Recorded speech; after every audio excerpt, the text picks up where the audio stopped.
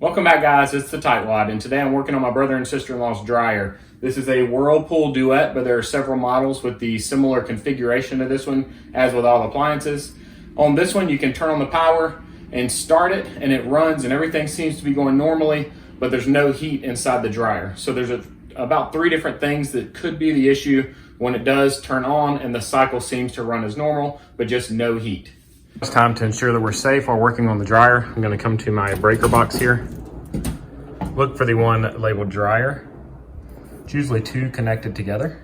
So it's right here on mine, and I'll flip that power off. The first step was to remove this bottom panel here, and it just had 4 screws across the bottom, 1, 2, 3, and 4.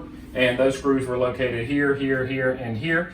And then once you get them removed, you just lift out and pull down. So that step is already done. The next step is to test. You can take your multimeter and test the 2 wires going into the heating element in here. The 2 leads that you'll be testing are right here, and they're the ones at the front of the screen. I do have my power off right here, so I can stick my hand in here and show you.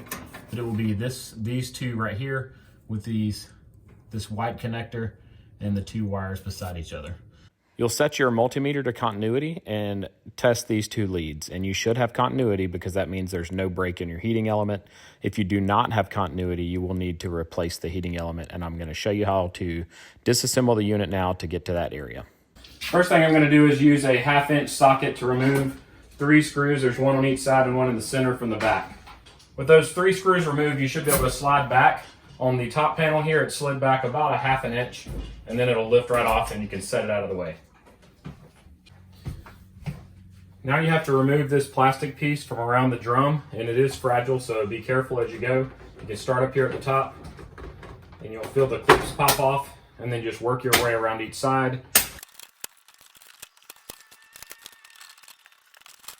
When removing this teardrop ring, all of these metal pieces broke off, and there's little plastic clips that hold them on, and some of those broke as well. So what I did is I used some E6000 glue and put a little bit on each of the contacts, and it's holding them in there nice and secure. I don't know of any way you could get these out without breaking them because they're made with 2-sided pressure clips, and there's no way to get behind to release them. So to get those things out would be almost impossible. So go ahead and snap it off. You're going to break it, and then you can glue it, all these clips back on, and this will go back on. Next, I'm going to remove 1, 2, 3, 4 screws to get all this out of the way. The next step is to remove this main control board, and there are 2 wires that are connected to this here. The first one is connected right here. You just push down on this clip and pull it out, and then the second one is connected back here with this blue clip. With those wires connected, you can just lift off the control panel. The next step is to loosen this screw and this screw. They don't need to be taken all the way out. We need to disconnect this. It's for the door switch. On the bottom side, we need to disconnect this. We need to fully remove this screw, this screw, this screw, and this screw right here. A few of the screws on this unit are too difficult to reach with a drill, so I had to use a ratchet set, and I used a 1/4-inch socket.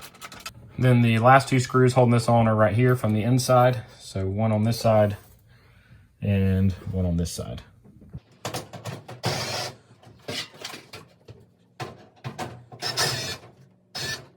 All right, this whole front housing now is hung on these 2 screws.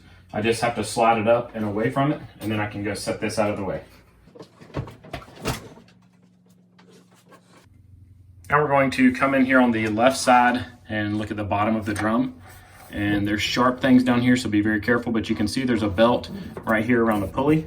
This is a tension pulley with a spring, so you can see I can move it a little bit to the left to loosen it up. So I'm gonna pull the belt off that pulley to loosen the belt, and then we'll remove the whole thing. I moved the pulley over and removed the belt from it, and then removed the belt from the pulley on the back side of this motor. So straight through this motor, there's another spindle on the back of that, and that's what makes the dryer spin. And now we can remove this whole drum. So you can lift up on the belt to make sure it's not tangled around anything, and then lift the whole drum out. And notice how much slack I have in the belt. I had to reach under there and get it untangled from a few more things. Now in the bottom right corner, you can see the coil assembly is right here, and we have our two fuses here. This is the high limit fuse, and this is the thermal fuse here. So I need to get these removed. I don't need to remove any of the wires, so those can all stay intact, but I'm just gonna remove the screws on the top and bottom from this housing.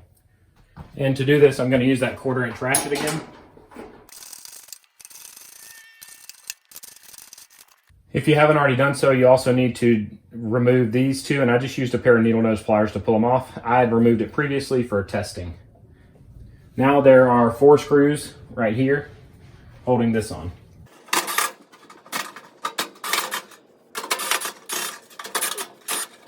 With those removed, this should lift up and pull out of your vent in the back. There's a little bit of a lip on the back of it here, so make sure you're careful with that. And this is your coil. You can see that it goes over the top and bottom. This one is actually broken in multiple places back here in the back. And it looks like there's one last screw in the center of this piece here. Full assembly should lift out. So I'm going to check while I'm working to make sure that there's no blockage, because it looks like it possibly overheated here.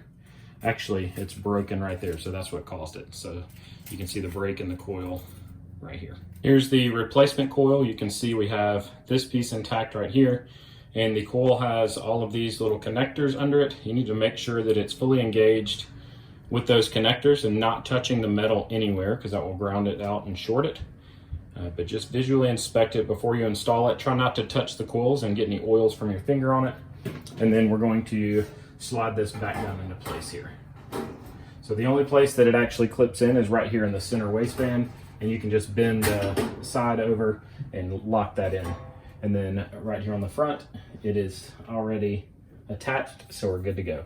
So now I need to put the top of this housing back on. I'm gonna remove some of this dust before we do that. It wouldn't be a bad idea to get a shop vac or something and suck all the dust out of here. From this point, we start the reassembly. And that starts with this piece, getting this tab under that housing and then lowering this into place. Being careful not to pinch your coils anywhere. With that back down, we can put our screws in. Now we're going to reconnect our 2 thermostats. Please consider taking the time to hit that thumbs up and subscribe to my channel. Before you go any farther, I suggest that you check for continuity between the element and the housing. So continuity is a setting on your multimeter. You can also use ohms, but whenever you touch the 2 leads together, if you have it set on the continuity tone setting, it makes a tone. So if I touch the 2 leads, I should have continuity because that wire goes all the way through and comes back to the other point. But I should not have continuity from either one of these to the housing in any part. So I'm going to check the top and the bottom of the housing, and we're good. And then I'm going to do the same with the bottom one. And that just checks to make sure there's not a ground, because if there is, you'll get everything put back together and you'll have to start over. Now I need to reconnect the 2 wires to the element, and they just push on. On mine, the red and white was on the top and the solid red was on the bottom, but I don't think it matters. And then we just continue with the reassembly. So the next thing we need to do is get the drum back on. Make sure you're holding the slack out of your belt again. Your goal is to go straight in and sit on top of those 2 pulleys in the back. Don't pinch your belt on the sides of the dryer. When you're coming in, make sure it always stays nice and loose. You're going to take your belt and give it a couple of spins to make sure it's not twisted anywhere. Let it sit down right here in the middle of this groove. And you're going to have to reach in with your left hand here and make sure the pulley is on the motor spindle. And then you're going to pull that tension pulley to the left, and your belt's going to go around it on the top side and then wrap it down. To put this back on, you see the 2 wheels. They're called rollers at the bottom. They're going to go under the drum. Then you're going to lift up and hang it on these 2 screws that you left partially unscrewed at the top. And checking under here and make sure those rollers are in place against the drum. And now you can tighten down the screws and replace the screws in the blower housing down here. Don't forget to reconnect your door switch. So that was one on the top and one on the bottom.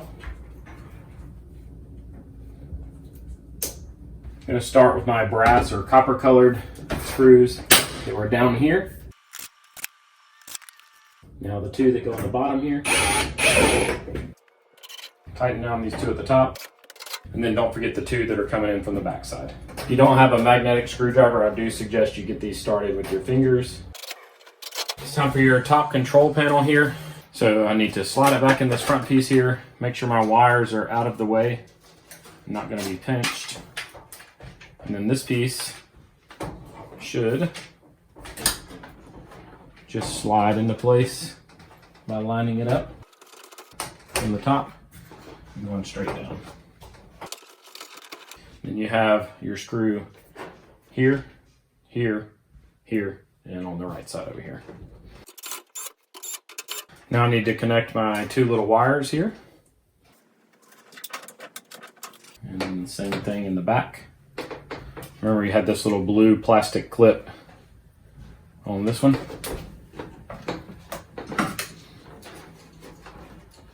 And it goes on the top side.